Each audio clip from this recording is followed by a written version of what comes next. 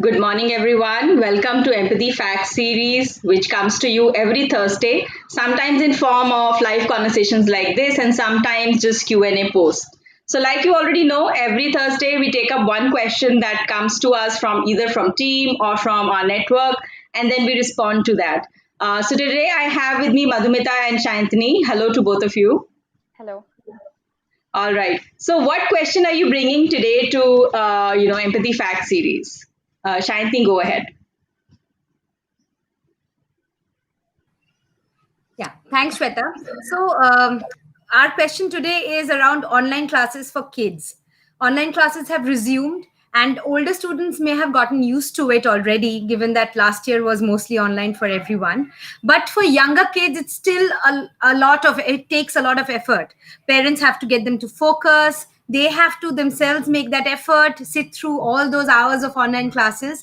So we wanted to know how to treat the younger children who have classes with empathy when they're sitting or standing or roaming around for their classes, attending their classes. Thank you, Shaitni, for bringing this question. It's a pain point for many parents and I think teachers today because it's a peculiar situation since the last year, like how teachers have to depend on a strong partnership and performance by parents to take their work through. And at the same time, parents are in a role where it's not just about homework, it's about helping the child with classwork as well. And also, you also get to watch your child like live the way it was not possible earlier. You would see how a child would respond to a question, how a child might compare himself or herself with other kids. So there is a lot happening. So there are advantages and disadvantages of this whole situation, but undoubtedly it gets tiring for I think many of us, on both sides and all sides, including children, I would say.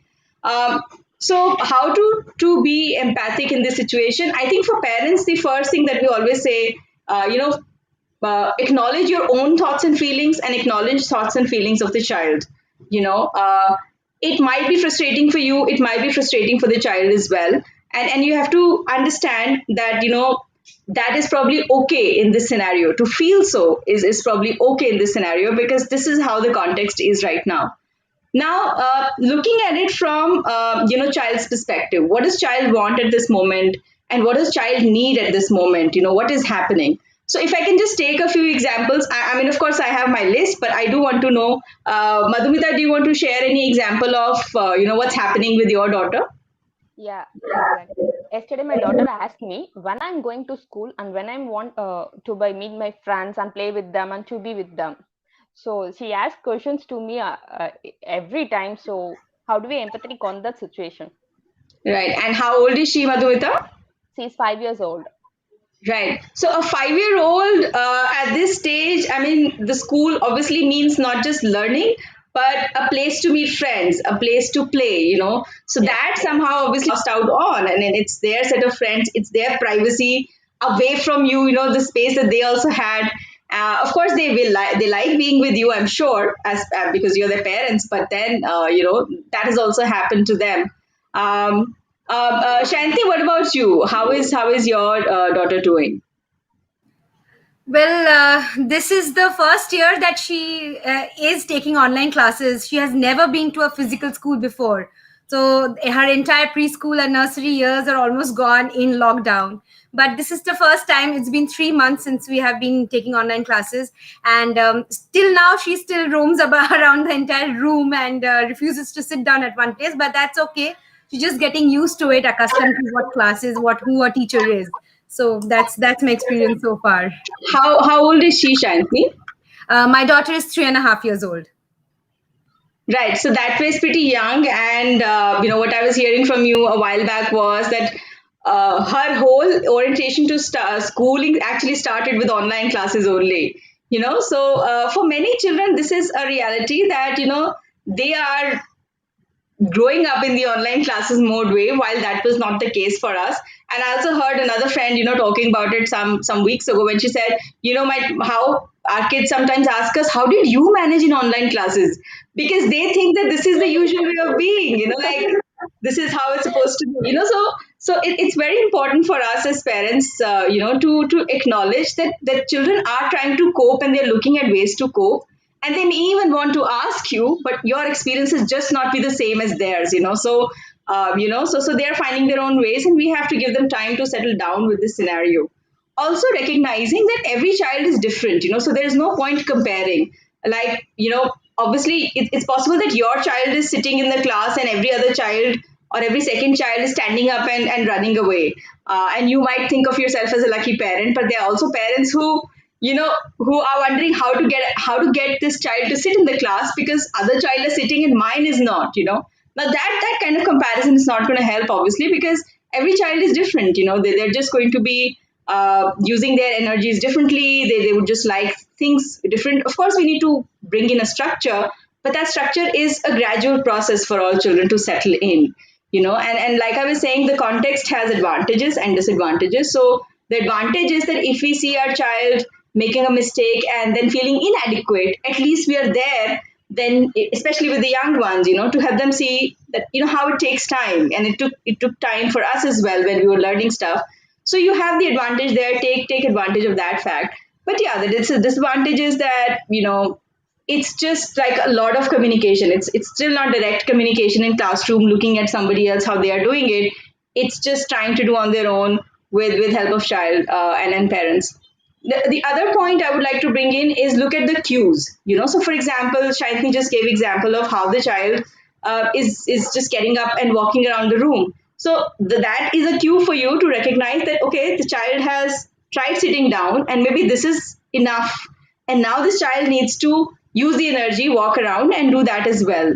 So um, let's allow that to children. I know that it's best for everybody when children sit and attend with concentration, but if a child wants a break and that's how they're going to cope with the next 15 minutes of the class, I think it's fair, for them to deal with it. And I always give myself this hope that this is not going to last forever. So let me not make this experience a bad one for my child. Because they've just started schooling. The young ones, they can't start hating classwork and homework right from this age. They have like next 12, 13 years to do all that. So this should be a fun experience for them. What we need to deal with as parents is our own shoulds. What are we expecting from ourselves as parents, and what are we expecting from our children in this scenario, and not falling into the trap of perfectionists and perfectionism, because that's not how the whole scenario is, and that's not how it is anyway going to be. So, are there any points that you would like to add from your own experience, Madhumita and Shantini? Like how do you practice empathy when you have to?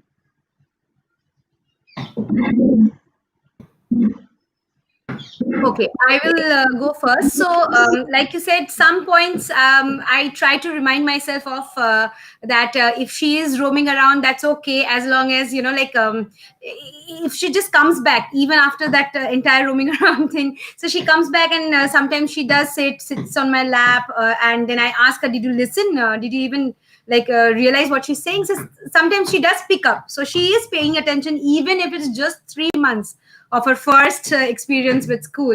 But one thing I really miss is that she's missing out on making friends. So that's the biggest thing of these early years of school, right? Being able to make friends, being able to talk to other teachers, as in other elders. So that is something I really miss for her. And I try to that's why I don't I try to ensure that she has interactions with other friends in other times of the day. So that's how I try to balance it out. Right.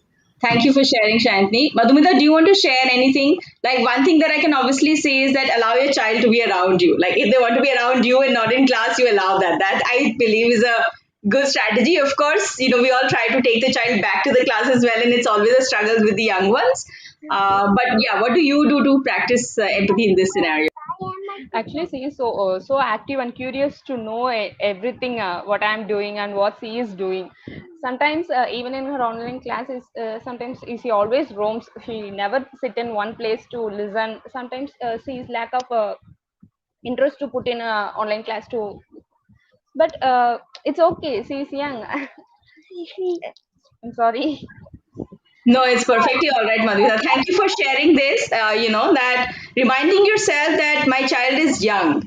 And of course, that they're going to need time. And of course, that, they have certain needs that are not being fulfilled by being home.